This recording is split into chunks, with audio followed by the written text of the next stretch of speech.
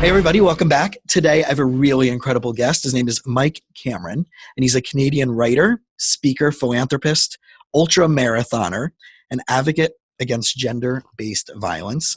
He went from literally bagging shit to founding, building, and running an award winning multi-million dollar business. He's a sales and leadership authority, and he's studied and spoken on the impact that emotions have on human behavior for over 2 decades now. He's worked with a variety of nonprofits and charities, and he's paving the way for a violence that will hopefully be free of a violence-free future. And his TEDx talk, "The Way Men Think of Strong Is Wrong," urges society to help redefine what it means to be a badass. Mike, thanks for hanging out with us today. Hey, I'm glad to be here, man. I'm really glad to be here. Cool. Man, you make me sound either really old or really accomplished in that intro. I'm not sure which. Maybe both. Maybe both. Well, definitely accomplished. And I think that the effort and energy of the things that you're passionate about most obviously will shine through, hopefully with less effort and inertia. And so, age is really just a mindset in our mind, just like running 100 miles, right? It's Yes. just a mindset. Absolutely. So before we get into all of that and all these awesome accomplishments that you are doing, let's start with your backstory and share everybody where do you come from and how did you end up getting involved in this business mindset and health, but who are you before all this stuff became part of your life? Well, it depends on how far back you want to go. I was sort of a rebel without a clue in high school. I did very well in early school, 98th percentile kind of stuff. Like just did very well in grade 7, grade 8. And then it kind of fell apart when I hit the bigger school and just wasn't getting the challenge I needed. And I started to sort of rebel and challenge authority and do all kinds of stupid things. And ultimately, my parents ended up, they sort of didn't know what to do with me. I was raised in a very Christian household and pushed back hard against that. And when mom and dad didn't know what to do with me, my uncle lived over in Australia, my mom's brother, and he was kind of the black sheep of the family, done well. My mom was born over in Taiwan, missionary's kid. Her brother, Uncle John, same kind of story as me, was a rebel, got a job on a boat, jumped ship in Australia, made a life for himself, became a multimillionaire. So, he was the rebel done good and a bit of an idol in my eyes. So when mom and dad didn't know what to do with me, they said, how'd you like to go live with Uncle John in Australia? And I went, hell yeah. Because, by that time I dropped out of high school and was, hanging with the wrong crowd, so to speak. And Uncle John really took me in and put me to work. He taught me how to work. Here I was, a 16-year-old, 120-pound weakling, and got a job on. He ran prawn trawlers, fishing boats. So a pretty manly man's kind of vocation. And I was just determined not to let him down when I got over there. So, he put me to work, and it was interesting because that, there's so many of these pivotal moments in your life that come up, and that was certainly one of them. And when I was over there, I ended up getting into a really bad car accident and was in a coma for 4 days. Was probably half an hour away from being dead on the roadside, internal bleeding, ruptured spleen, all that kind of stuff. It was only that we had some friends following behind us in a car behind us that actually saw the accident and were able to get first responders there right away that really saved me. And so that was kind of a big, well, I was going to say it was a big turning point in my life, but I'm not sure it changed a whole lot. It just made me realize that, I'm fucking invincible. Mm-hmm. And I can sort of still go on the way, but it definitely started planting seeds in it. And I think that was sort of the seed that germinated into my work ethic.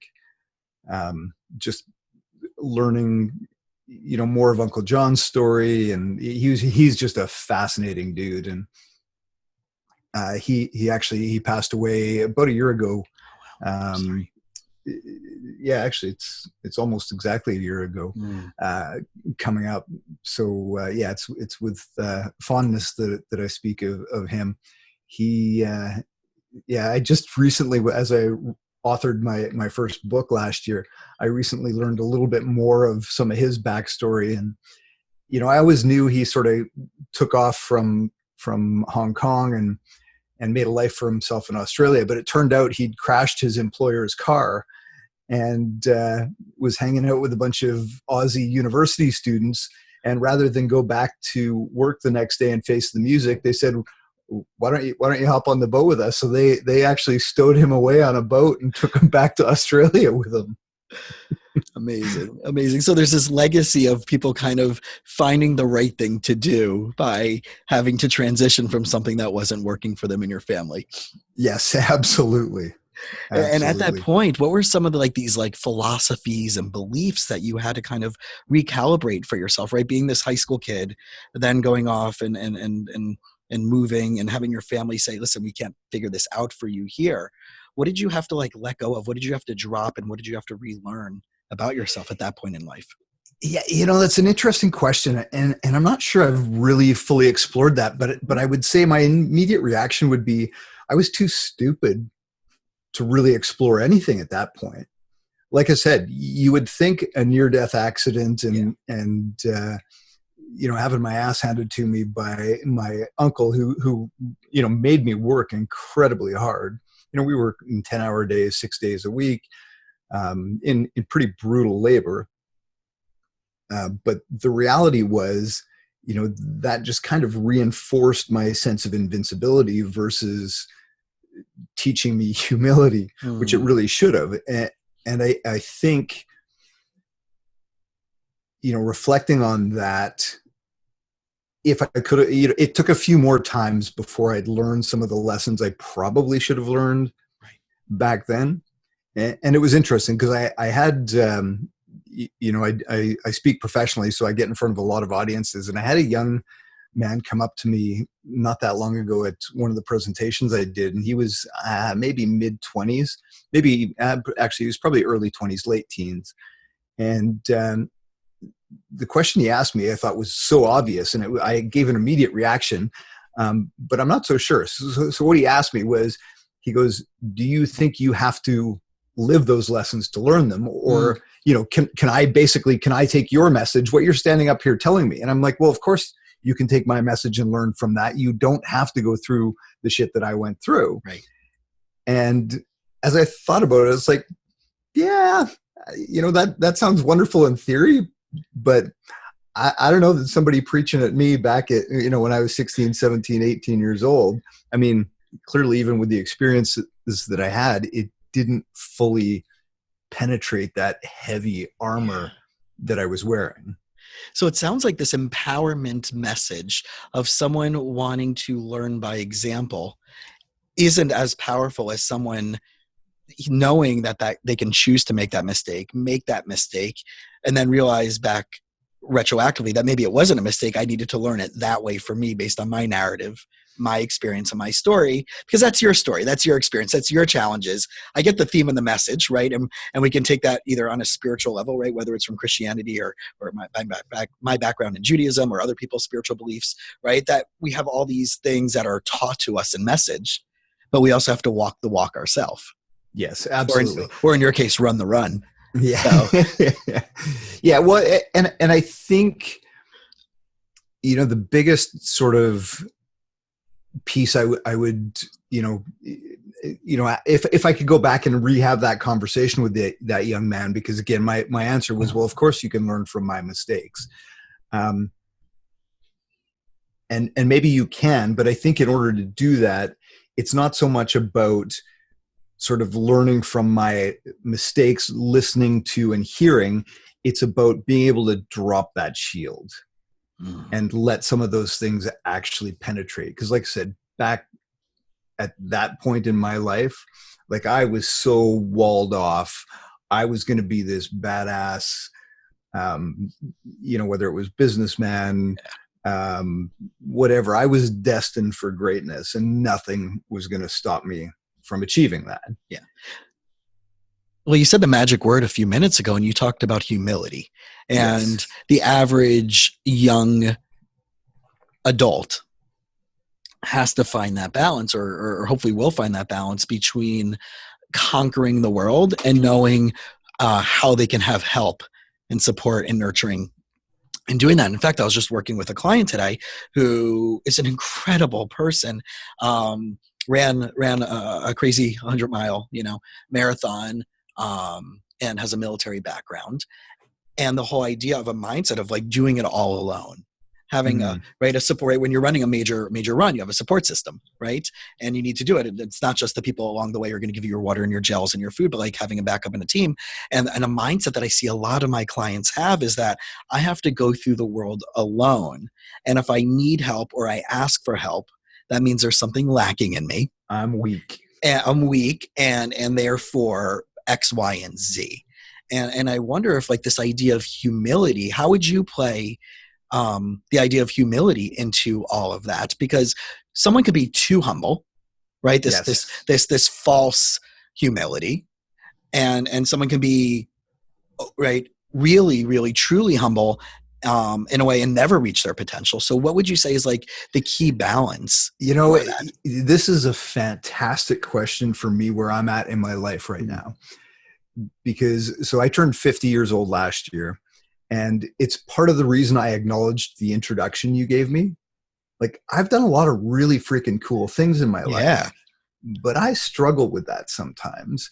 So for me, humility, and I actually just wrote an article called "Is Humility Hurting You?" where I talked about not fully showing up for fear of being seen as egotistical. And that's been something that has challenged me because, again, I was brought up in an environment where humility was a big part of who we wanted to be.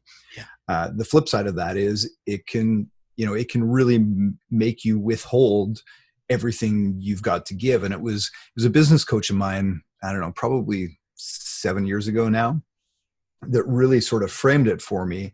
And we were having this conversation, and it was when I was looking to take my speaking career to sort of the next level. And, if you're in the speaking business, there's a big part of that is self-promotion. I got to beat my chest. I got to talk about how I went from bagging shit to building a multi-million-dollar company. And that's really awkward for me. Like, I struggle with that. And he just paused and listened to me go on. And then he said, "So let me get this straight. You're willing to withhold the gifts that you've got to give to the world for fear of being seen as egotistical." Right. And I just went, "Oh, okay." When you frame it that way, it's a little different. But you're right. The flip side is, we have no humility or false humility. And we go out with this arrogance, and that can be problematic because it's a different kind of wall. We're not open to lessons because we know everything. We don't have that humility. So sorry, I don't know if that answered your question. I kind of got off on a tangent, but. Well, yeah, I think I'd say I was the idea of like Abraham Lincoln, the book that was most recently written about him by Doris Kearns Goodwin, who was the White House historian, it was called Team of Rivals. And one of the incredible things about Lincoln, even though he suffered from a crippling depression, and there was that ran in his family with his wife, and he lost his son in battle, but he brought in his cabinet where people who actually opposed him philosophically and practically, in order to get input and advice on how he can have a successful presidency and how he can have change. And there had to be a level of humility in that mindset, especially if you take it to contradictory to where we are today in the world, where someone who is opposite us politically or spiritually or culture or gender, all these different things, doesn't have anything to offer and enrich our life because they're automatically wrong. Right. Yeah. And going back to what you're talking about, not asking for help. That's one of the sort of the tenets that I try and live by is, read something that challenges your beliefs, not reinforces them. And that can be extremely challenging in a world where algorithms serve you up everything you want to hear. I can't remember who it was. I was reading somebody or listening to somebody talk about how, and it may have been from a political bent, but they started making posts on, I think it was Facebook was the platform they were using. They started making posts that were sort of, if they were right leaning, they started making left leaning posts. And all of a sudden, they started getting all the left leaning stuff pop up in their feed to a point where they almost started believing, whatever and again, I'm just picking things out of the air, but they actually started believing some of these philosophies that were actually counter to, that they had deliberately planted these counter seeds. And so I found it really fascinating, because it's so easy these days to get caught up in that echo chamber of everybody just reinforcing what you believe. And the beautiful thing about, taking on a cabinet or surrounding people with individuals that will challenge your beliefs, I mean, one of two things are going to happen. Either your belief is going to crumble because you'll find evidence that maybe it's not serving the purpose you need it to, or it's going to get reinforced. Either way, I think it's probably a good thing. Yeah, go on. It's about having the humility and even the courage to be able to do that. Well, in a way, it's being an expert at not being an expert. Yes. Right. And I love this idea. And I talk about this with my therapy and coaching clients all the time, of who do you want on your dream team to help support you, nurture you? And it doesn't have to be family, and it doesn't have to be friends. Like, what do you need to help solve this problem? Let's think out of the box. And I'll say, you don't even have to know them. And they kind of get stumped like that. They're like, what do you mean I don't have to know them? How can they be on my dream team? I'm like, well, who out there in the world is doing and living a life the way you want to be?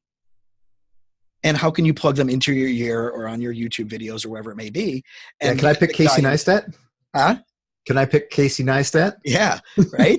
So this is the beautiful thing. It's like whoever you want it to be, it can be, and you don't have to know them in person. How many people, it's like when The Rock shows up on Instagram, it's not just about working out. Everything he's showing now is how he's just showing up for other people and going to the hospital. And my fame allows me to be there to uplift and support other people and to help other people when they're struggling, right? And sending that message. Or for people in business, if they want to listen to Gary Vee or right, Tony Robbins, or even a Grant Cardone, right? Whoever it may be, that they feel like there's something about them that they want to acknowledge in their life. People out there can help them life hack it. You don't need to know them or even pay them $1 to do that. Yes. Right. So when it comes to that and the humility, I think it's we kind of subscribe to people that have the missing or unowned parts of ourself. Yes, absolutely. Yeah, absolutely. And I think that's, it comes back to self-awareness, right? Acknowledging, recognizing, and again, having the humility and courage to be able to actually explore what are the parts of myself that maybe are lacking and missing. And I think, society doesn't necessarily teach us how to do that all that well, because we get beat down when we show that vulnerable side of us. Yeah. Or we overshow and we overshare, which isn't vulnerability. And I think people confuse that space now, especially with social media and Instagram and now TikTok. And, mentioning Gary Vee a moment ago, it's like 3 months ago, I'm like, oh my God, TikTok, right? All these 15, 16-year-old, all my friends' kids are using it, stuff like that. And then Gary Vee's like, if you're a business and you're not on TikTok, you're missing Instagram 10 years ago. And you can have all of this stuff. So we have this mindset of, oh no, we're not going to do that because I'm not going to be engaged in this activity, because I'm not going to hang out with this type of people, because our preconceived notions. So I'm wondering for you, like you have this multi-versatile life, right? You got running and you got business and you got speaking and you have coaching and and just sharing your life with a lot of people and being a book author. Where do you think that you found the lessons that you needed to learn the most? Like, if you can kind of break it up from, in the business world, I got these lessons. In my fitness world, I got these lessons. In my life experience, I got these lessons. What would those big parts be? Well, I mean, I think first off, let's not Yeah. compartmentalize the fitness, the business, the life. And I think, I always talk about balance is bullshit. Hmm. It's integration is what we really need to strive for. So the biggest lessons for me, I think, probably came out of the worst moments. Um, my separation from my ex-wife. Um, my divorce, I certainly had to reflect and really take a good hard look in the mirror, um, and have a look at why I didn't have that, because that was high on my list of priorities and values, or at least I thought it was. Um, and sort of reflecting on, again, these things that sort of fell apart in my life. I think externally everything looked wonderful, but there were definitely pieces that were crumbling. So again, getting to a point in my life where I could actually sit and have the courage to look at the pieces that were maybe not really where I wanted them, was a big thing. And for me, a big shift in mindset. And I wrote a piece about this, I don't know, it was maybe 5, 6 years ago, maybe even more now, where I stopped setting goals. And I talk about that because the problem, for me at least, was you can become pretty myopic when you set goals. So instead, I changed the framework a little bit. So let's talk a little bit about, why I think setting goals is potentially harmful.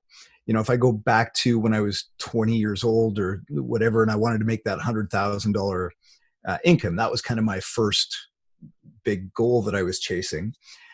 And when I was 20 something and didn't have a family, that was fine. I could throw everything at that. And then, when I had a family, sort of there was that next goal, and there always becomes one more thing. But the goal is never, usually, I shouldn't say never, but it's quite often, it's not really the thing. Right. So I didn't want 100 grand. I mean, 100 grand doesn't, it's money, $1 million in the bank. So my goal is to have $1 million in the bank. Well, is it really? Because having $1 million on a piece of paper that says I've got $1 million in the bank does absolutely nothing for you. What you actually likely want is that lifestyle you believe that having $1 million in the bank will give you, that peace of mind, the security, the happiness, the freedom, all of these things. So rather than getting caught up in the I want to have $1 million in the bank, which may end up having me work 18-hour days, alienate my wife and kids, to get to a point where it's actually crippling, Mm-hmm. because I got to have that $1 million in the bank so that I can get happiness and freedom. And it's like, oh, wait a minute, maybe I could do that another way. And we sometimes lose the opportunity to see those other possibilities. And again, don't get me wrong, I have nothing. I mean, that was a goal of mine, and I hit it. And I don't have a problem with anybody that has monetary goals. I still have monetary goals. I'll reframe that in a minute. But I still have monetary achievements on my list of things, but they're not the goal. They're a result. And if I hit them, great. And if I don't. So I shifted the framework for me. It becomes values, intentions, and milestones. So we start with values because, again, if we don't start with values, maybe I become Jordan Belfort to get that $1 million in the bank account. I'm pretty sure our values do not align. Again, don't know the man personally, but from what I've seen, I'm fairly certain our values don't align. Right. So I never want to compromise my values to get to a point where I've got $1 million in the bank. Intentions. Who do I want to be in this world? How do I want to show up? I want to help other people. That is one of my intentions. This year, my intention is to be bold, back to that humility thing. So that's been a struggle for me. And then milestones are much more akin to your traditional goals. So, do I want to make X number of dollars this year? Sure, absolutely I do. Actually, income isn't a goal of mine this year, but it could be. So again, milestones for me are a much more palatable way of saying goals, because they're the net result of my values and my intentions, and they're milestones along the way. And if I hit them, great. And if I don't, I don't. But I don't become so blindly committed to a goal that I forget to see all the other shit that maybe I could get me to where I want to be on my journey anyways. So are you really saying that it's the trajectory? Because I'm a huge fan of everything you just said, and I discuss this often in each of the episodes, but more so in my practice here with my clients, is that I don't necessarily need to know the problem that you need to solve because you're coming in for something, right? But what I do need to know right off the bat is, what are your core values? And I can guarantee that 90% of the problems that you're having is because you're A, not clear of your core values, and B, you're not living in alignment of it. Yes. That's number one. Number two, I want to know what your 5 top priorities are. Because if you're telling me having a healthy relationship, I love this when I work with couples, they're like, oh man, our relationship is the number one priority. Okay. So you've been together for 10, 15 years. How many times have you gone to couples therapy? Well, we went once, and we went to someone for like 3 or 4 sessions. Okay, so you've been married for 10 years, and we do the math on how many hours are in 10 years. And of that, you went for 4 hours worth of therapy. That's 0.003% of your entire relationship, right? That you've done therapy. Okay, fine. I get that. Life is crazy. Stuff happens. What books have you read? 0. YouTube videos? 0. Talks with a spiritual leader, anybody of influence? 0. I'm like, okay, so clearly, if you're saying that you want it to be your priority, but you've done no effort in momentum of that goal, then I don't know if I believe you. Right.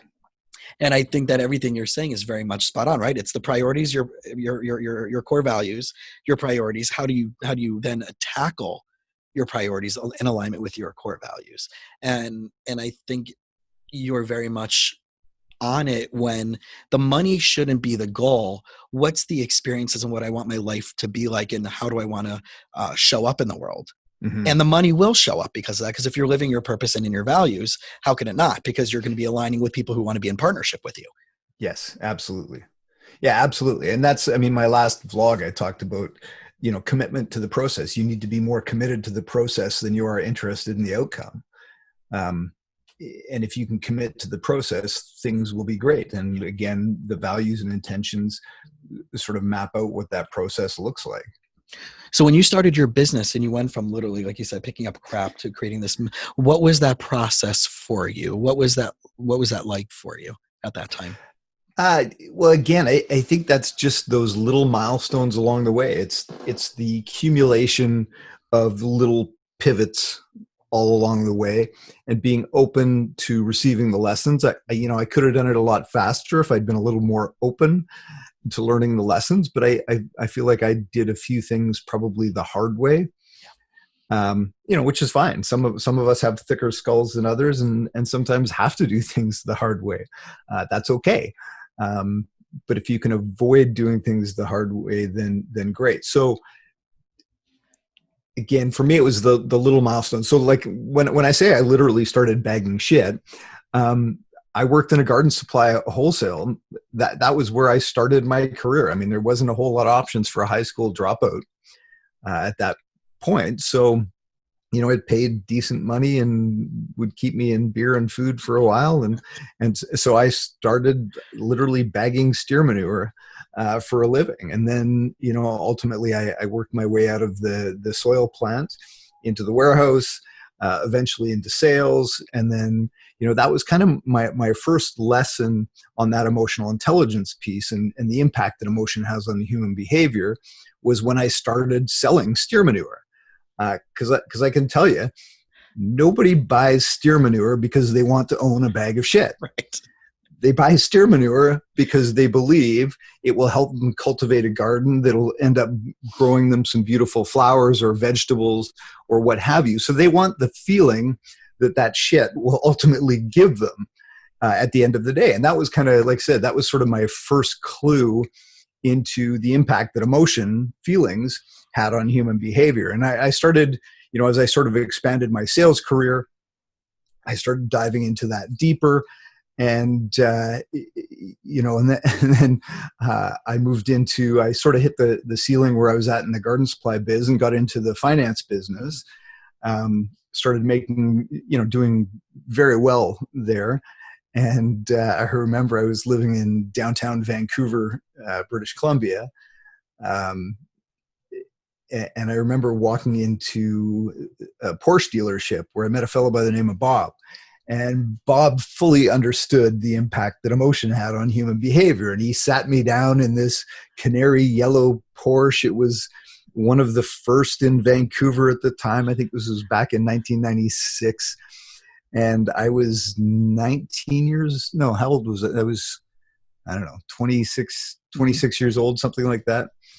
And, he sat me down in this Porsche and he smoothed over the leather and he lowered the roof and said, "How'd you like to take it for a ride?" And I'm like, "Oh yeah." Oh yeah. He And, seduced you in that oh, moment. absolutely. Yeah. And then, so that was, that was when I really started to understand that we make decisions based on emotion, because there is absolutely zero logic in buying a Porsche at 26 years old, like zero logic. Yeah. So, Well, so that that's was the whole kind of, Simon Sinek thing, right? With the start with why, where he breaks down the three brain theory, which I use a lot in my practice of neocortex rational brain, mammalian emotional brain, and reptilian fight or flight brain. That marketing specifically hits each part of those brains in order to get you to want to buy something. But I'm also reflecting back to where you were starting off at the beginning of our conversation with this dance that you're doing between owning all the successes and how far you've come at 51, right, years old, to balancing it out with humility. And I'm thinking, I'm like, this man can sell someone else a bag of shit. And if you can sell someone a bag of shit, you can do anything you want in the world. This is bigger than that's bigger than going back to Jordan Belfort, right? yes, Sell me this pen. pen. You sold someone shit. And right, and who do you think you are to have doubt of your capability bringing into the world, my friend, right? And I think that's such a beautiful thing that I want people out there who are going to be hearing this episode to hear. Like, we have this opportunity to show up in so many different ways, and look at the 1,000,001 stories we're going to have about doubting ourselves. And there you were at high school age, college age, selling crap to people and then buying it because you found a way to make it valuable to them. And I believe that everybody can find a way to bring value in this world. They have to find their uniqueness. One of my clients and I were discussing this, and they're trying to figure out later on in their early 30s, like, to go back to school, and they have this pressure on them to do a specific field, and we're trying to figure out if that's authentic for this person. And they've been debating if they're really being, they feel left out. They feel like they're disconnected because they don't have it figured out at their age.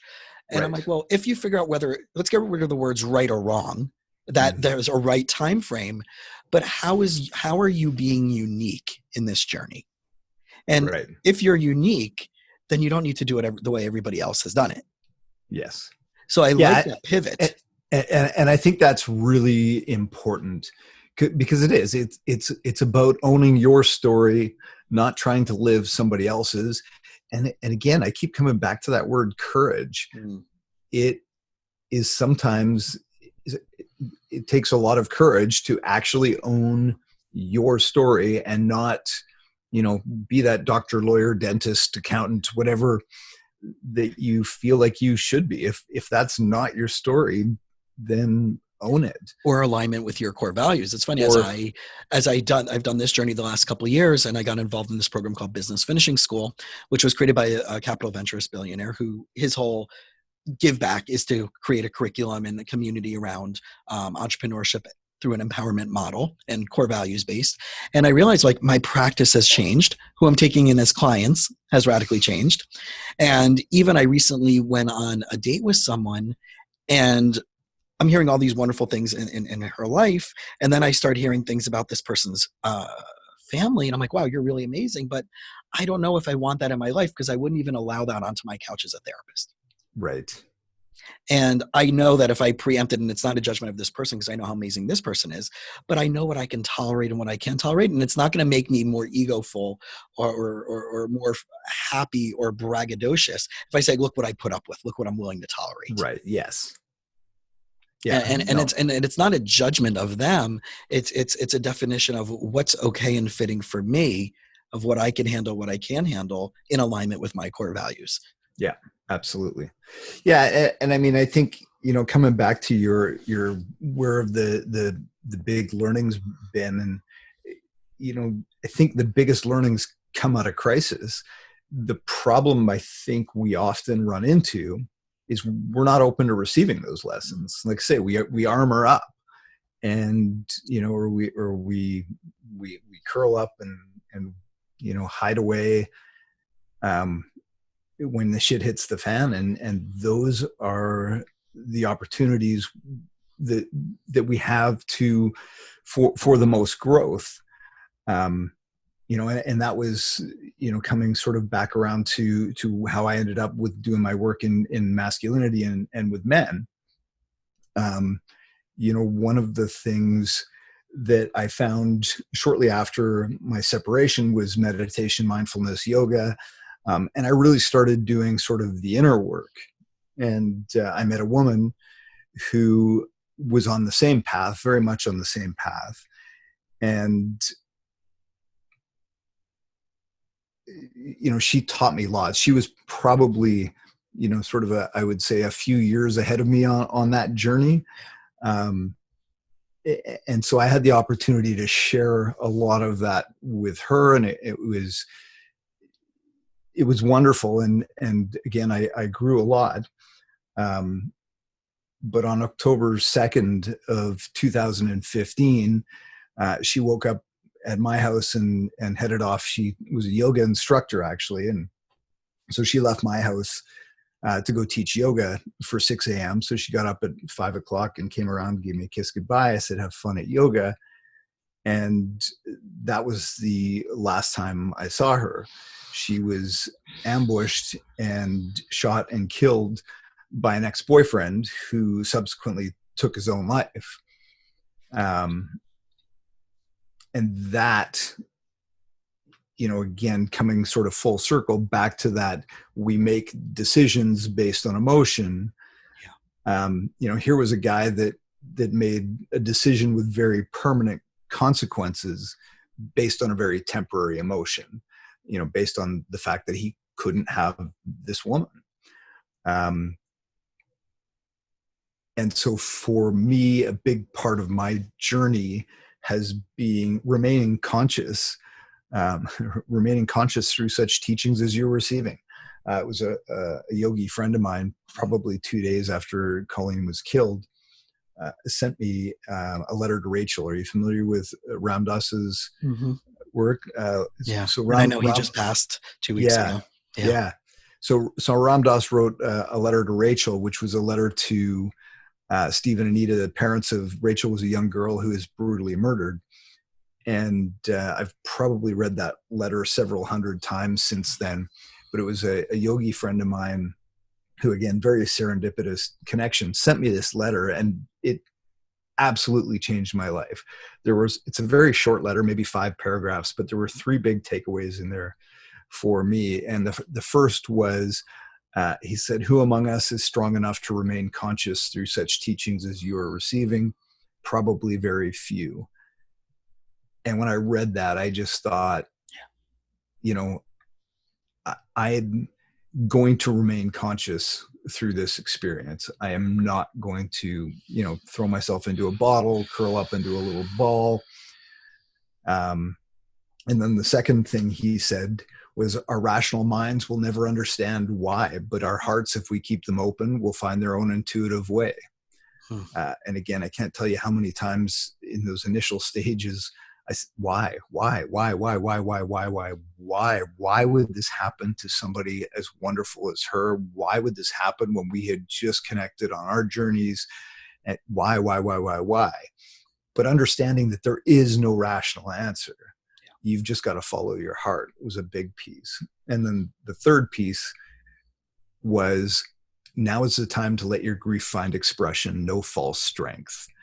And that comes back to, that the TEDx that I did, redefining badass, the way men think about strong. Now is the time to let your grief find expression, no false strength. And I think that is key. And I think that's key in so many different domains. I mean, my girlfriend was murdered. So, of course, everybody expects me to grieve, to cry, to be upset. But this holds true for just about any kind of loss in life. Whether, you know, it's a job loss, or I mean, maybe it's a C when you were hoping to get an A on an exam. Understanding that that is something that needs to be grieved, and that's okay. Like, there's going to be these feelings, these emotions that stem up from any number of incidents in life, and allowing yourself to actually feel them. And again, this is circles back to the work that I do with men and teaching them the power of vulnerability, because as men, we're conditioned to not feel, to not show vulnerability, that vulnerability is weakness. Yeah. And it causes so many problems, because this stuff is coming out whether you want it to or not. So the question is, how is it going to come out? Yeah. Right. And how are you trying to control that experience? I know what you're saying is very, very Buddhist. And I know that one of the basic teachings of Buddhism is that there is suffering in the world. And we create our own suffering by holding on to specific expectations and outcomes of how we want things to be. And when it doesn't happen that way is when we suffer. So, right. And the duality of that is, on one side, as I'm sharing space with you in this conversation of my heart breaking for you and her and everybody who's ever loved her and known her. And then the triteness of that, because what does my sorry do? Right. As opposed to on the other side, right? And obviously people do want that, and we need that, and this is part of our human connection. And now in our short time of knowing each other, you know, the connection gets deeper through that vulnerability and sharing. And I think maybe that's it, right? Through that vulnerability and sharing of these difficult moments, not just the, you know, the Instagram, Facebook, social media, everything is great in my world, is how we truly deeply connect and share our experiences with each other. And the other side of that is, and how do we honor that, and how do we move through that, and how do we learn what we need to learn, like you said, from these experiences? Yeah. And again, on a deep way, not on a trite, simple way. Yes. It's about taking that time to reflect, and just, I mean, I love the term holding space. You know, it's just about holding space as much for yourself as you would for anyone else. One of my favorite sort of formulas that I heard that you brought up when you touched on it, suffering equals pain times resistance. You know, the more we resist, the longer or the harder we're going to suffer. You know, we create that resistance, and this is a big theme in my therapy and coaching with clients. And I'm a very big law of attraction, Esther Hicks fan, and I share with my clients that, like, as much as law of attraction is very woo woo hippy dippy, it's all neuroscience and quantum mechanics if you really get to the underpinnings of it, and we're always talking about something we want in the future to happen for us from the place where we are at now, without all of the cooperative components showing up that it would in the place that we would have it if we dropped all the resistance, right? So the example I gave is like being playful with a client. I'm like, oh, it'd be cool if I had a Ferrari. But where I'm at now in my business, where I just got into a fender bender with my car a few weeks ago. I'm like, oh my God, if it was a Ferrari, how much more money would it cost me, right? And I can't afford that now. I can't afford the maintenance. I can't afford, and I have trips that I have to go up to a 4-hour road trip. The Ferrari's not a road trip car. It's, you know, if I have to go away for a week and a half and I'm driving up there. So I'm thinking about all the resistance around it, as opposed to, wouldn't it be great if this happened? Yeah, wouldn't it be great if it just showed up? Wouldn't it be great? And you can drop some resistance in that phrasing. And then all of a sudden I started being more, I'm like, yeah, it would be cool if I had a Ferrari. I'd find a way to get everything up there. And if I didn't, I'd just go to, you know, Marshall's and I can buy it up there, because if I can afford a Ferrari, why do I need to bring everything with me? But I was trying to solve it from the place of where I'm at now. And that's all resistance thinking. And I have this conversation over and over again with my clients. I'm like, no, don't solve it from the place you're at now. What would show up for you? What could show up for you? Who could show up for you? Yes. How could the universe show up for you in ways that you were unexpecting it? It was unexpected, Because if you're saying it, oh, I don't have the money now, I don't have the person in my life now, I don't have the right place to live now, I don't have the right job but if you did, what would have had to show up? That's what I want to focus on. Right. Yes. Yeah. One, I mean, again, looking at sort of the things that have transpired in my life, um, with Colleen being murdered, it's not something I would wish upon my worst enemy, but it's an opportunity for growth. And, based on who we were together, who the fuck am I to squander that opportunity? Like, that would be shameful. That would be incredibly shameful. I tell this story. We often would have these long sort of philosophical conversations, and one of my favorite conversations was on the topic of talent. And I asked her what her talent was, and she's an artist, a photographer, a videographer. So she responded immediately. She said, "Well, I make things beautiful," which she absolutely did. And she turned it around and she said, "What's your talent?" And I kind of hummed and hawed, and I said, not to take away, because, I've been successful by sort of standard measures, but I'm not sure that I have a particular talent or gift. I said, "What do you think my talent is?" She says, "Oh, that's easy. You've got a much more useful talent." I said, "Oh, what's that?" She said, "You make shit happen." I'm like, "Oh, okay." As a business guy, I kind of like that. So, there you had it. She made things beautiful. I made shit happen. Together, we were going to make beautiful shit happen. So, that day on October 2nd, I vowed that I would do my best to continue to make beautiful shit happen. And so that's my hashtag now, is make beautiful shit happen. And, yeah, well, if anybody follows me on Instagram, I do a daily story, and that's my sign off. All right, my friends, as always, continue to make beautiful shit happen. Have yourself a great day. And that's so powerful, because I always share this idea of never solve a problem from a place that feels like crap, right? Or a place that feels like shit. And we're being playful with this word now, because twice this has come up in your world, right? Coming from a place that I can sell you shit, and now I'm making beautiful shit happen. So there is a running theme here about taking things that you wouldn't ever think could be useful and making it really useful, and then making something really powerful happen with it. But also that emotional negative inertia of that, when you are feeling that way, when you are feeling down, when you are feeling low, when you're feeling disconnected, that's not the time or place to solve the problem. Right. And that's when you need the blessings of people in our life, mentors, friends, supportive, whatever. I call it the dream team, right? The NBA, right? When they allowed the NBA players to play the Olympics, right? Have your dream team, like we were talking about before, and you don't even need to know them. And you had the blessing of having someone be witness to your superpower and guide you on that. And everybody out there who's going to be listening to this, who is listening to this, who are those people in your life that you can ask the same question to, and you can ask this question of them? What is your gift? What is your talent? What's your superpower? Right. And be vulnerable enough to ask from your perspective, from their perspective of you. I just saw on Facebook a few days ago, someone started asking, if I were to be giving a TED Talk, what do you think the TED Talk would be on? Right. Right. Yeah, which is a different way of putting it. So, and I'm watching this person get all these really cool responses, and I'm like, wow, that's like a really cool, non-invasive, uplifting, empowering perspective of, I'm having a little doubt of myself right now. What do you think I'm good at? And finding a way, especially in your story, with honoring the greatness and the gift of having her in your life. Mm-hmm. Well, and again, the outcomes of that have been substantial. I've shared our story on stage many times. I have the opportunity to work in the domestic violence arena now.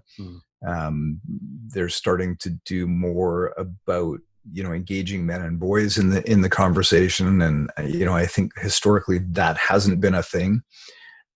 Which is problematic. When this happened, I can tend to be a bit of a crusader. So I think people recognize that. And there was a lot of people that wanted me to go after the justice system, which surely failed her. She had done all the right things. She had the right paperwork. She had a restraining order. He'd breached the restraining order. She'd filed all the right things.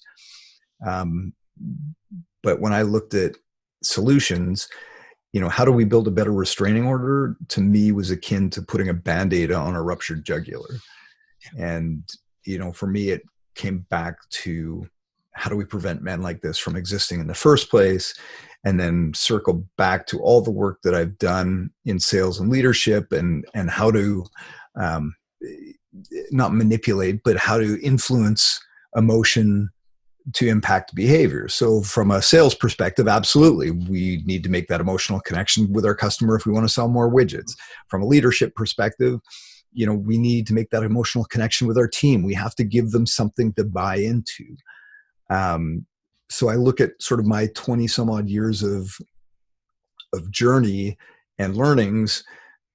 It has all sort of circled back around to this. Again, here's a guy that made a very permanent decision based on a very temporary emotion, and what might have happened if he had a deeper understanding of what he was going through. Yeah. What might have happened if he'd allowed himself to truly feel, acknowledge, and just sit with, hold space for those feelings of anger and rage. He might have been able to go deeper and find that sadness. And, I'm sure we could peel back many layers. And many years, right? Because this is not something that just happens overnight. No, of course.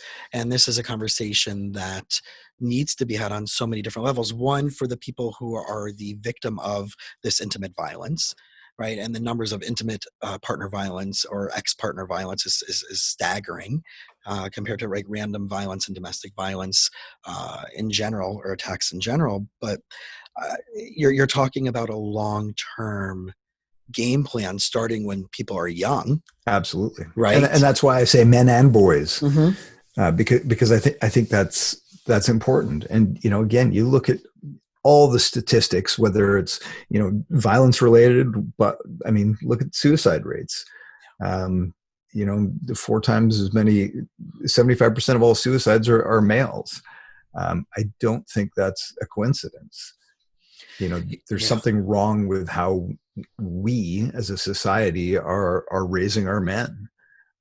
There's clearly a problem here. Yeah. And as we get into the next part of our conversation, we're going to tackle more into that. We're going to go a little bit more deeper into that, what you're doing, how you're addressing it, how you're solving it, how you're bringing it out there, both with the nonprofits that you're doing with the run. And we'll be back in the next segment with that. Everybody, welcome back. We're with Mike Cameron. And if you've listened to the last part of this conversation, really powerful topics over grief and expectations and purpose and potential and passion. And we just finished up the beginning of a segment of the conversation on intimate partner violence and domestic violence, and with Mike's story of his girlfriend who was unfortunately murdered by an ex-boyfriend a handful of years ago, and what he has now planned and is involved with in his life to change the trajectory of men, boys, and how to have this accomplishment of changing struggles and sadness and anger and bring that into the world. So let's go a little bit deeper into that, because there's been a lot of things that I know you're involved with doing that. And I know you have nonprofit stuff that you're doing and charities and this run. What was the first thing that you decided to do? Well, I think the run from an organizational standpoint was kind of the first thing, and that we've just finished our 3rd annual, and my current partner helped me put that together. So we co-founded the Ignore No More Run for Respect. She has, my current partner Michelle has her own story as well, but really it was about engaging men and boys in the conversation. And again, this isn't finger pointing, finger wagging. This is a big problem, and we need everybody to be part of the solution. So, as a runner, it was just natural for me to look at, okay, how do let's partner with a charity. Let's put together a run, because that's what I enjoyed doing. We can do it as an awareness raising thing. We can also do it as a fundraising thing. although the fundraising piece has been secondary. The primary objective is really just to get men involved in the conversation. So that was, that was where it started. And then, again, I started getting asked to come, I've spoken in the context of sales and leadership for many, many years. And so I would get asked to come speak in the context of getting men involved in the conversation around domestic violence, and sort of sharing my perspective on what some of the solutions might be. And again, I'm not here to tell you I've got all the answers, but from what I've seen, like I said, men are hurting everywhere. And that causes huge problems all over the place. Again, we touched on the suicide rates, intimate partner violence. It's a big issue. So again, for me, based on what I know and what I've learned and what I've witnessed around emotion, when we teach our boys and men to suck it up, man up, don't be a pussy, don't feel, don't cry, that becomes problematic. And I know we hear a lot more of that these days.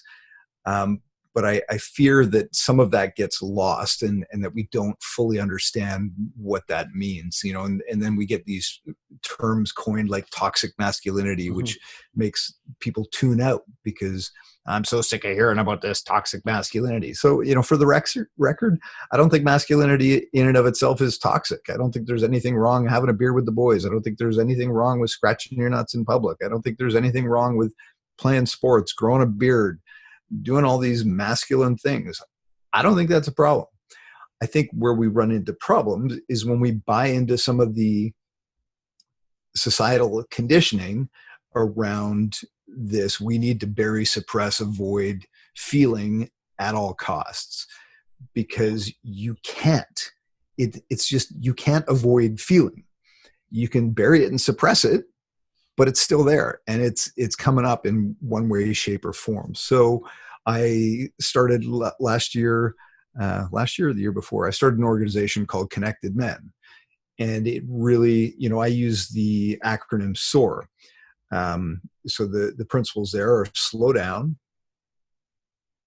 open up, accept whatever's coming up, and reconnect with your emotional self. And I use the term reconnect because, we weren't born emotionally disconnected. Anybody that's a parent knows that. Your toddlers, they know how to connect with their emotions. They know how to express their emotions. But somewhere along the line, and especially as guys, not that this doesn't hold true for women as well, but I think it's especially problematic for guys, is we get that taken away from us. We get it conditioned out of us. I sort of joke, and I have to be cautious with this because I don't want it to be taken the wrong way, but I joke like, ladies, give us a break, give us some patience. We weren't born knuckle dragging mouth breathers. We've been conditioned to become that way. And again, not to, sort of lump men in they're these evil, vile, nasty things, because they're not. I think men are beautiful. But we had an awful lot of conditioning. And again, not to take away from the privilege, the patriarchy. I acknowledge all of that. But I also acknowledge that there's a fucking price that comes with that. And that's all I'm asking for. And this is where I sometimes get into struggles having this conversation. So, International Men's Day. I don't know if you're familiar with International Men's Day. Heaven forbid anybody make a post or a comment or want to have a conversation about International Men's Day, because what do you get? Well, isn't every day International Men's Day? Yeah, but see, this is the problem. If we can't, again, I'm all about legitimately talking about the problems the patriarchy causes. I am definitely pro-feminist. But we're buying into a story, right? We're buying into someone else's story of that perspective and then basing on it. It's no different than the story that I shared about the Ferrari in our last conversation, right, in the previous conversation, that I can't solve it from here. So if you have this Right. idea, you have this mindset, this must be the only thing in which that means, right? Now, if someone changed that day to International Men's Vulnerability Day, Yes. then we would have a different conversation. I love that story. I think it was Mother Teresa, that someone came over to her and they're like, "Hey, will you join our anti-war rally?" And she's like, "I'm really sorry, I can't do that." And she's like, "But I thought, but you hate war, you hate fighting, you hate." She's like, "Well, yeah, but of course that's true. But if you invite me to a pro peace rally, I'll be there." Yes. Yeah. So the languaging is so very important to what we're discussing here, and I think that's really what you're trying to say. If I can distill it down as I'm hearing you, is that everybody has jumped on to, if you use a specific word or a specific phrase, it only means that. Yes. And there are Yeah. things out there, right, that are negative connotations, slurs, right, racial, religious things, stuff like that. That's let's accept those as a given. I'm talking about other contextual things like masculine, feminine, whatever that may be. And I'm not going to get into gender politics or the concept of transgenderism in the different episode that I've already had. Um, you know, the politics around it. Yes. It's more along the lines, what do we believe these words mean, and what's the context that person has subscribed to that we can't have a conversation around. And Right. I think that's what you're getting to. Yeah, absolutely. I mean, we have to be able to have this conversation. And right now it's very difficult. It can be very difficult to have these conversations. And I think there's a lot of guys that just feel lost. So Connected Men is about creating safe spaces for men to practice that emotional mastery and practice vulnerability. And that was, for me, that was a big piece of it. So I found yoga, meditation, mindfulness, doing the inner work, but that was alone. That was me figuring it out on my own. What I realized was vulnerability is not something you can practice alone by definition. So we've created these spaces where, I mean, men get together and we literally practice feeling. I mean, I think it's widely accepted, if you want to get physically fit, you go to the gym a couple of times a week. What do you do for your emotional fitness? I mean, unless you can afford to see a therapist once a week, probably nothing. So I equate a therapist to a personal trainer. Mm-hmm. So I probably can't afford to have a personal trainer follow me around at every workout, but I go to the gym more times than I go see a personal trainer. So with a therapist, I feel like probably most people go there, the one-time thing, or if I'm in crisis, or if there's a bottom, if I feel like I've hit bottom, then I go do that. I get fixed, and then I stop doing that. Right. Again, same with physical fitness. Well, you don't go get in shape and then stop. You got to continue. Only to get if in that shape. was their goal, which goes back to the previous part. If my Right. goal, like we talked about, like I'm running a marathon in 2 weeks. No, my original goal, just to really go back and to put this into context with everything, is I wanted to lose a few pounds, but me losing a few pounds wasn't working. So I needed to Right. set a bigger thing, because what will losing the weight allow me to do? Right. So Right. I'll be lighter on my feet. I'm going to feel better. I'm going to have more energy. I'm going to eat even cleaner than I already do. So I decided that running a marathon is going to be that pivot Yeah. point. And because of that, I'll have the weight loss, the more energy, the better eating, and all those other things that are going to come with it. The same way, like practicing the muscle of being vulnerable. And I love how you say that you can't practice vulnerability alone. And that's the dynamic of relationships. You can't work out your unfinished business in a vacuum. You need to have someone in your life to push up against, to struggle with, to fight with. That fighting isn't bad in a relationship. It's bad when you're not doing all the other things and the fighting becomes physical and condescending and painful and hurtful. That's a whole different ballgame. But the disagreements and the fighting of itself, you need someone to rub up against in order for you to learn, why is that bothering me in the first place? So the space you're creating for men with men is accomplishing that? Yeah, absolutely. Well, it's been fascinating to see sort of what comes out of that. And it's, I think there's an awful lot of men that hide who they truly are for fear of being judged. And that's what these spaces are. So one of the first things we often see when we start with a new group is the struggles are all the same. And as soon as that one dude drops that mask, the other guy's like, what? Wait, what? Wait a minute. You got that too? Like, holy shit, man. I thought I was the only one.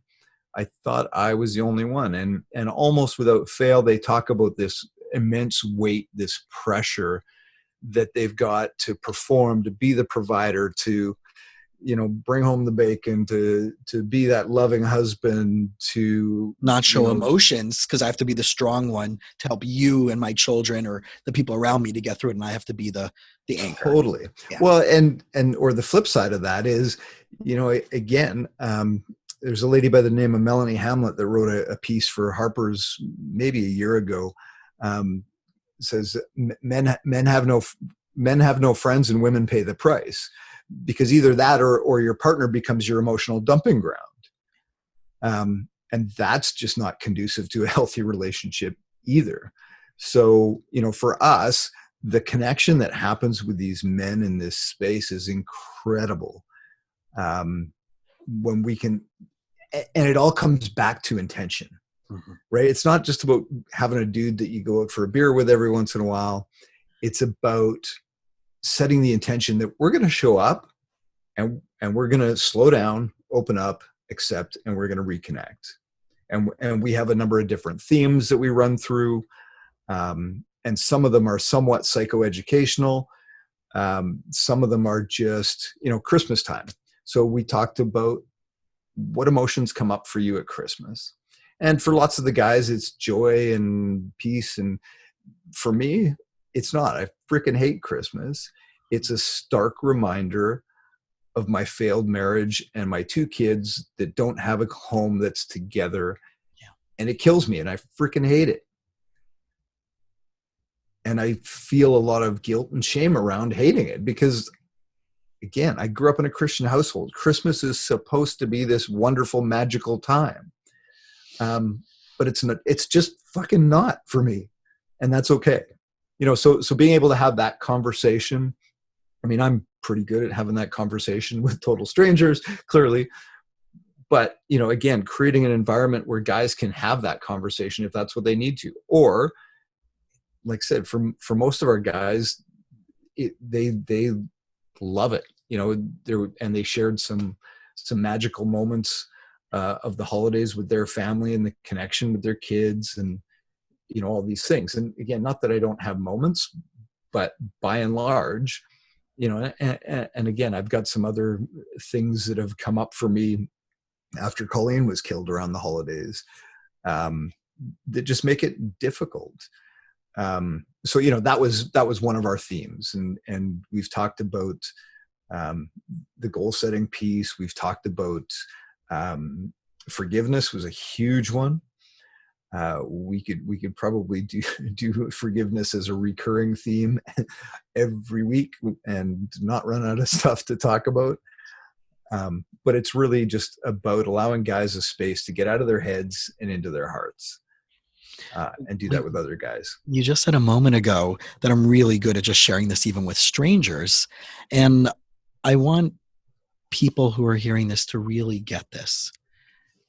It takes practice. My guess is this wasn't where you were at 18, 19, 23, 24, 27, 30, post going through your separation and divorce, that this is, like you said before, this is the muscle, I call it emotional muscle memory. Yeah. And you have to learn to change the momentum of that. If you're used to pedaling a bike, and I give this example to my clients all the time, when you get on a bike, if you push your foot down, right, left foot, right foot, and you keep going in that direction, the bike is eventually going to keep going forward. And at the beginning, it's a little bit more difficult because you have the resistance on the ground. But as long as you keep fueled and you have the energy, you can go for infinite amount of time. Now the challenge I give them is, imagine that there's a switch on the bike that you can flip that will automatically change the gears that you have to start pedaling backwards to go in a forwards direction. So now what do you have to do? You have to be really conscious about starting to pedal backwards. And the second you stop doing that, what's going to happen in your muscle memory? It's going to start going the opposite direction again. And Yeah. then you're going to lock up and jam up. I think what you just uniquely described is that. And I want people out there to know that, like you said, just because I can do this now, I'm really good at doing this now, doesn't mean that it didn't take time, effort, energy, and a lot of work to get there. Going back to that, originally we had all this capability. We had the ability to self-express. We had the ability to show emotions and to show love without fear of being hurt. And Harville Hendricks in the imago therapy theory of couples and relationship counseling talks about the wounding in each stage of our life that Right. we now play out in our intimate relationships with the partners that we're looking to attract in our life. And we're looking for that to be healed from back Right. then. And if we get more conscious about that, we do the worksheets, we do the work, and we can figure that out. The fights with our partner, the work is not bad. It's you can now find a place to finally heal that, and your partner is the best person to do that with. Right. Yeah. And I mean, I love that you picked up on that, because so chapter 22 of my book is stop trying. And so I frame that because I think trying becomes problematic the same way goals become problematic. Well, I tried that, didn't work. Yeah. Okay. So stop trying, start practicing. And that's what I tell when I give a talk or a speech. I usually wrap it up with, so I don't want you guys to try anything that I've told you today. And of course you get some sideways glances like, what? I want you to practice everything that I've talked about today. So, trying leaves us open to failure. Trying leaves us open to quitting. Because if we try something, we either pass or we fail. If we practice something, we know we just get a little bit better. So yeah, it's just about practicing, and maybe you start from 0, or maybe you're at 9 already, who knows, but Right. Just continue to practice. And that for me, back to your question way back when, how did you sort of go from here to there? I just continued to practice over and over and over again. And that's, I think that is probably the number one shift for me, is when I stopped trying and I started practicing. And That for was those who are huge. listening to this audio, you're not going to see me having this ear-to-ear grin on my face. And I just walked away from the screen for a second to go grab something off my bookshelf in my office. And I'm showing it right now. And it's Yoda from Star Wars. I have a little piggy bank of a Yoda Star Wars piggy bank in my office. But what you just said is the world's greatest philosophy. There is no try, only do. So Right. I love calling my clients out and saying, yeah, you're full of shit. And I've gotten more brave as I graduated in 2005 from graduate school, and we're now in 2020. My bravado and my practice and being so bold to my clients has gradually increased over the years. And whenever I hear a client say, all right, well, I'll try that. And I'm like, nah, no, you're not. That's not a commitment. That's if the stars line up for me, maybe Right. I'll think about doing it. And I always challenge them to say, what are you committing to? What am I going to know when you walk back into my office next week or on our next call that you've said, this is what I've done. Right. This is what I've practiced, like you said, what I practice. So I wanted people out there to hear that very much, that the trying that I'm going to, when it's not, and this goes back to even our first thing about what you saying about the money, right? I'll be happy when Yes. is this whole big theme. I'll feel healthier when I'll be able to share and talk to my partner when this happens. I'll be able to connect with myself when I'll start working out when. No, it's not the when, it's what are you committed to do?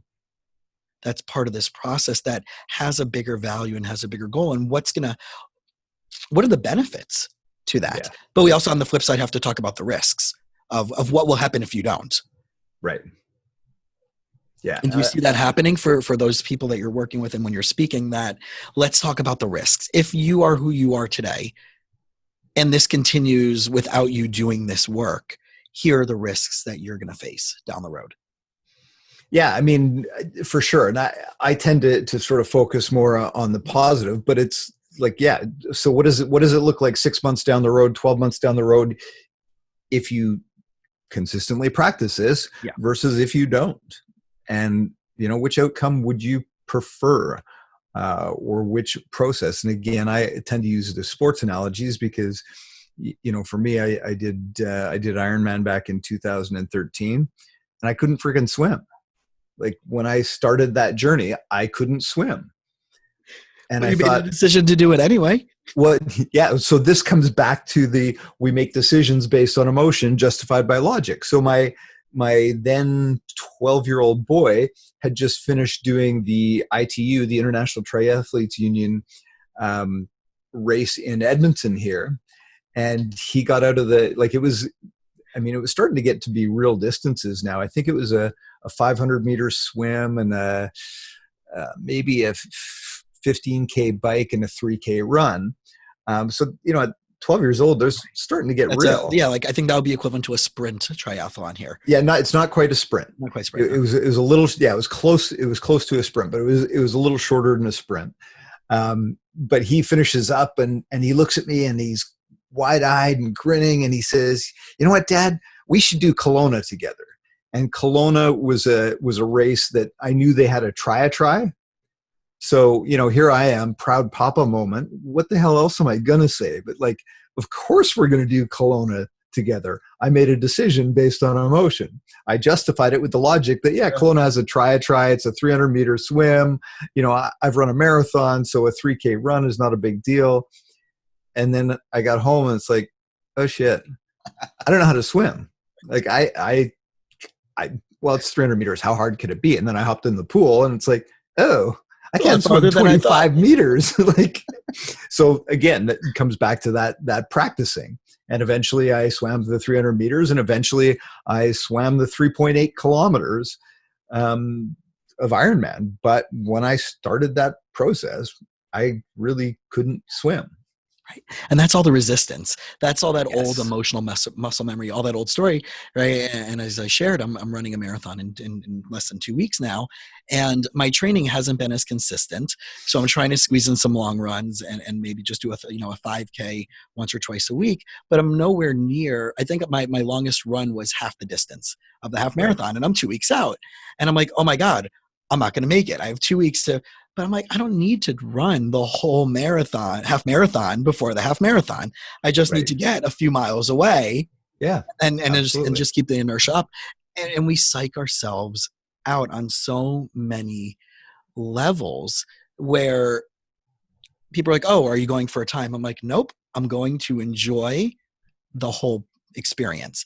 Besides waking up at 4 o'clock in the morning on that day. So I'll probably not have much sleep, but I'm looking forward. I don't care about my time. I'm looking forward to enjoying it and being connected with other people who are like-minded and just enjoying that experience more than the time. Now, my guess is because I'm focused on that, my time's going to be even better than what it was 6 years ago when I ran my first half marathon. And now I'm 6 years older. Right. And my guess, maybe I'll shave off a few minutes. I don't really care. I just want to have the experience of having fun while doing it. And if I lose that intention and I'm not having fun in this process, then I'm doing it wrong for myself. Well, yeah. And that's a great point. It is about the process like we talked about before. So, that's part of the reason I got into the ultra marathons, the trail running, like just the opportunity to see nature that way was amazing. Like I ran Costa Rica, the Coastal Challenge. I did a 6-day, 235-kilometer stage race. I got to see parts of Costa Rica that other people wouldn't see. I'm headed to New Zealand to run a 100-miler in 3 weeks from now, actually. And back to your point about fun, I did a 100-miler for the second time, the Sinister 7. In July of last year. The year before was the first time I did it. I finished it, but I was almost 2 hours past cutoff time. So I went back in 2019 to try and do it under cutoff. But it was the wettest year on record. Like there was mud up to your knees. It was just nasty. So I finished 5 legs of the 7 and I pulled the plug. And I remember texting Michelle, who's crewing me, about half an hour out from the transition area at the end of leg 5. And I just said, I'm done. And I could see her starting to text back. And I knew she was going to try and give me some words of encouragement because that's her job. And I just replied before she could even send a message. I texted, I'm not having fun anymore. And then that little text bubble went away. And it was just because it wasn't fun. The mud was, you're taking 2 steps forward and you're sliding 1 step back. It was brutal. The conditions were horrible. And I just stopped having fun. And again, I'm not a guy that's going to win this thing. So like it just, it wasn't fun anymore. So I stopped. And I hear that story in contradiction to someone like a David Goggins, right? Who is a different type of badass. Well, it's right? It's interesting though. Very different extremes on that polarity, because his mindset is right. It's not, I don't hear him saying, I'm doing this for fun. I'm doing this for very different reasons. And we can get into the whole psychological challenges that are there on that story with everything that he's been through. And I was reading his book a few months ago, and I got connected to him through Jesse Itzler and the Build Your Life Resume crew. I'm sitting here reading this as a therapist, and I'm like, this shit ain't healthy. Right. Well, and that's what I wonder. So the flip side of that. So the first year that I did finish, again, I was committed to finishing, and it wasn't about just having fun. I came there to run 100 miles. So I ended up so that year, I was on track to finish on time at leg 6 at the top of the summit. I won't show you because it'll screw things up, but there's a big picture of the summit of leg 6 up on my wall.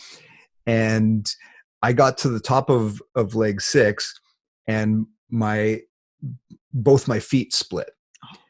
And so I was not moving well at all. And I phoned Michelle, and I broke down. Like, I started crying. I said, okay, new plan. You had to be out of transition area 6 by noon, or they'd take you off the course. So that was 94 miles. The last leg was only 6 miles. So I thought, there's no fucking way that I came here to run 94 miles. That would only leave me an hour to finish the last leg, which, best case scenario, I would have been an hour 45, but on split feet, there's no way. So I said, new plan. There's no way I'm going to make the 30 hours. I said, you need to get me into into TA6 and out on leg 7 by noon. I'm going to haul my ass, bandage my feet, and let's go. And I just was bawling because I knew I wasn't going to be able to do what I wanted to do. But this was now the new plan, and I was determined to finish. So I took off. And we're texting back and forth a little bit, and she says, okay, we're going to come out to transition area 6C, or checkpoint 6C, and we're going to cheer you on. And I'm thinking, what the fuck do you mean you're going to cheer me on? You're a nurse. My feet are bleeding. I don't want you to cheer me on. I want you to bandage my freaking feet. And then we lost reception. And so then I'm vacillating between being incredibly angry at this woman that's been out there for 26 hours now, supporting my sorry ass, and thinking that, okay, dude, settle down. She's been out here supporting your sorry ass for 26 hours. And it's, yeah, but what does she mean? She's going to cheer me on? This is ridiculous. So I get to checkpoint 6C, and there she is, and she's, got her pom-poms and cheering. And I'm like, dude, what the hell? She goes, well, I can't touch you on course, so you'd be disqualified. I'm like, oh, yeah, of course I knew that. I just wasn't thinking. That wasn't the priority thought. So anyways, I take off, and I've got maybe an hour and a half to get from 6C to transition area 6-7. And I'm not moving well at all. The balls on my feet. Oh yeah, there was a medic at 6C. So he looks at my feet. I said, can you bandage my blisters? So he takes off my socks and shoes, and he looks at Michelle, and he says, these aren't blisters. He says, that's trench foot. And I'm like, oh shit. So off we go. I'm about 1 kilometer out from where I need to be. And Michelle, I see, is walking out on course back towards me, because she's just, she's tired of twiddling her thumbs waiting for me. And so she gets to me, and I just looked at her and I said, I got nothing left. And then immediately I heard my buddy Dave Proctor, who's a world record holding runner. And one of the things he says is, the mind only knows 2 things: the words that we tell it and the pictures that we draw for it. So I needed to start changing those words. And I said, okay, I got a little bit left. And Michelle's like, okay, dude, she says, you got about 250 meters. We got 19 minutes left. You got about 250 meters up the hill. And then we go down into the transition area. You got this. So we chug along and we go maybe 500, 750 meters. And I just looked at her. I'm like, dude, I said, this isn't 250 meters. She goes, well, I've never been very good with distance. And I'm like, there's no fucking way we're going to make this on time. She goes, well, here's the thing. I kind of lied to you about time too. You got 12 minutes left. Move your ass. Oh my gosh. So long story short, I came in with 9 minutes to spare. I got out onto leg 7, which in training camp took me an hour and 45 minutes. This day, I'm embarrassed to tell you, but it took me 3 hours and 5 minutes to cover that same ground because I was like walking on my heels. It was horrific, but I finished. Like I said, Right. I didn't go there to finish 94 miles. So I got the grit factor when I need to, but like I said, 2019, I'd already had one overtime finish. I knew there was no way I was going to make the 30 hours. And plus there was the Canadian Death Race was in August, and I wanted to, so I did that one. I finished that one. So the moral of that story is really that, like you said, with your buddy's quote, is the story, the words that you're telling yourself and the images that you're giving yourself can't change anything. And you really did have a distortion of time in a positive way for your favor. Yes. Yeah, absolutely. And again, it's about sort of manipulating, not in a negative context, but that story and that version of what you see and what you think is possible. And thanks to her, I made that happen, and it was so amazing. So it's about a 7-hour drive from home. So this is now like cutoff is 30 hours. So I was 31. I'm looking at the thing. I was 31 hours, 56 minutes, 0.00.91 hundredths of a second. So that was my finishing time.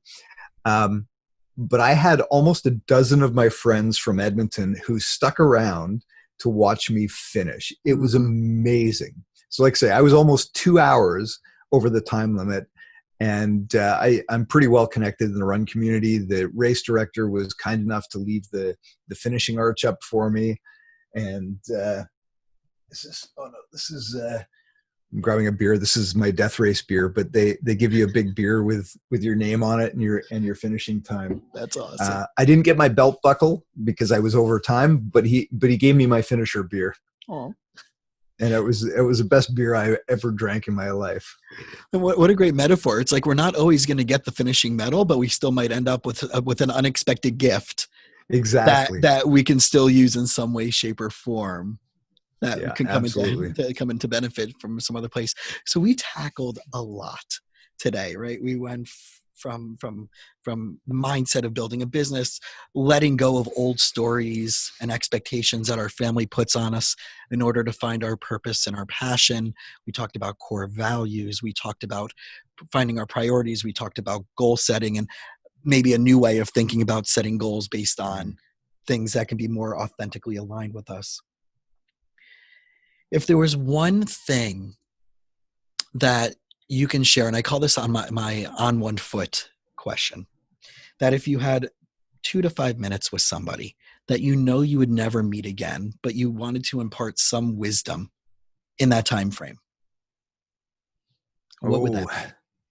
Well, I feel like we've done that for the last 90 minutes. I know. But, again, for me, the awareness piece and the practice are the two biggest things. So take some time. So again, I go back to the SOAR acronym because I feel like that solves so much. Slow down. Just take that pause. And we haven't dove into that, but I think so often we feel like we need to rush everything, that we've got to hurry. I've got to be in an appointment in half an hour. I've got to finish this piece of work. I've got to do this. I've got to do that. I don't believe there is ever a point in your life where you can't stop and take 60 seconds and just breathe. Yeah. And open yourself up to whatever's coming up. And I can feel it. I got something coming up right now. I don't know what it is, but there's something there. And then accept it. Don't fight it. Just acknowledge that, you know what? There's something coming up for you today, Mike. And then make that reconnection. And just step into who you really are. I love that question. Who are you? Really? Really? Who are you really? And take some time to find that. And then once you've done that, you can do all the exciting things. You can do the practice. You can do the work. You can run the 100 miles. You do all that stuff. So don't get me wrong, because I got that jacked up energy, but there has to be the contemplative side too. That slow down stuff. And that's where, again, I haven't read Goggins' book. Mm-hmm. But I suspect, he must have done some of that to get to where he is. Yeah. Yeah. Yeah. And there's a lot of trauma from that side of his story of what he went through. And I have two thoughts that are coming to my mind. One is to wrap it all together, one is the great philosopher Vanilla Ice, who once said, stop, collaborate, and listen. Right. Right. And then the other one is the story of the meditation student going to the guru or the yogi and saying, I've really tried this. Like, I don't think I have the time to meditate.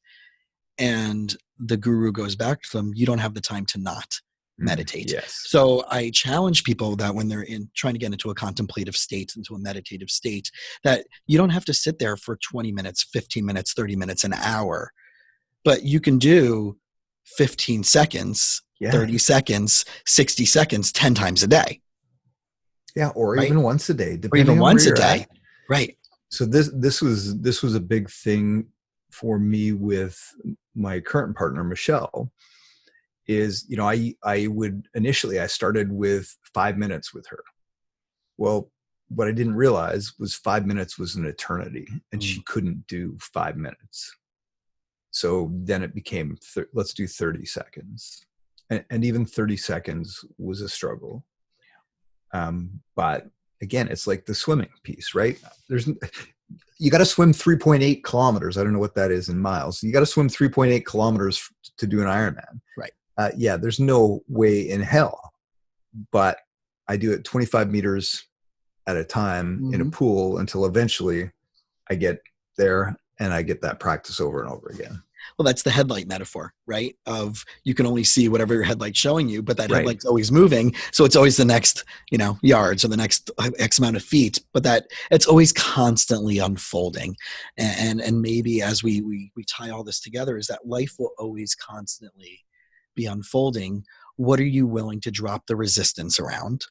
Mm-hmm. What are you willing to stop and embrace and contemplate over? What are you willing to learn about it? What are you willing to drop judgment around it? And who are you willing to take on that journey? Yes. To help you see and get where you want to get and to help them also in return get to where you want to get. So Mike, we have talked about so much incredible stuff today.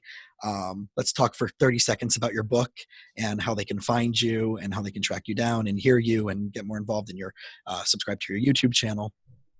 You bet. Website, mikecameron.ca, because I'm up in Canada. So that's the best place to get me. The book is called Becoming a Better Man When Something's Got to Change. Maybe it's you. And that one, again, that subtitle was a direct result of Colleen. I had many well-meaning friends surround me, pat me on the back and shake their head and say something's got to change. And that kind of became my mantra for a while until I added those 3 words. Maybe it's me. Maybe I'm the one that needs to do something with this. Book's available on Amazon. I think it's all the major bookstores available there. But yeah, mikecameron.ca. If you want the YouTube channel, best way is mikecameron.ca/YouTube. And that'll kick you over to the YouTube channel. Awesome. And I post, I do a weekly vlog, and I've got most of my race events. So if you're a runner, there's all kinds of cool scenery stuff up there as well. So one of my favorite things about being able to have the ability to do this and the boldness of doing this, because I didn't grow up a public speaker, I was actually petrified. And back in the day, I would rather get an F in school than actually give a presentation. And now I'm connecting with people all over the world and having some really awesome people. And I think as I'm doing this journey, that I'm finding all these people in the world. I'm like, my God, like I could be best friends with this person. And but I'm Yeah, finding that like over and over and over again with all the people that I'm spending, and sharing this space with. So I want to thank you for one for showing up and being vulnerable and doing the work that you're doing with everybody out there, specifically with men and boys, but just that lessons that everybody can take and walk away with. And that's why the podcast is called You Winning Life. And like the things that I believe are important for someone to win life is master your psychology and your mindset and your spirituality. And how do you do that with nutritional wellness and alternative medicine and entrepreneurship? That are the four main pillars to be right. successful, to be healthy, to bring your purpose and passion to life. So I want to thank you for being an incredible example of that. My pleasure. Thanks for having me out.